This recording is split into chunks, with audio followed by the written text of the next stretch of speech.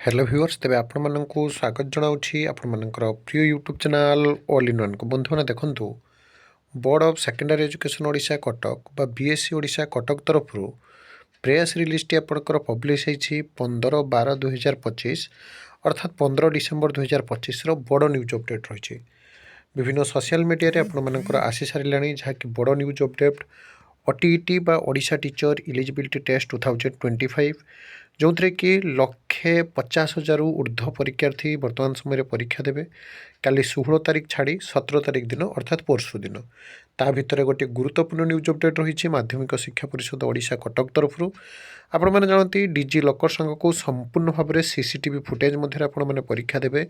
पूरापूरी कॉपी को रखा सहित पूरापूरी संपूर्ण भाव में ट्रांसपेरेन्सी बा स्वच्छतार आपंकर परीक्षा हेब किंतु ता भितर विभिन्न सारा कारण बहुत सारा सुविधा असुविधा विभिन्न प्रकार नोटिस आसे तो वर्तमान जो प्रेस रिलीज आसी it is inform to all concern that the paper 2 of OTET examination 2025 will be started from 1:30 PM to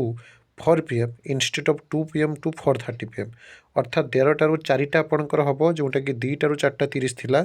आप देखिपुंट बड़ न्यूज अपडेट रही है सब ऑथेंटिक जेन्युइन और ट्रस्टेबल इनफॉरमेशन चैनल को सब्सक्राइब लाइक शेयर करूँ एक नुआ वीडियो सहित पुणी थे आपको आसवी बंधु उत्कल समय।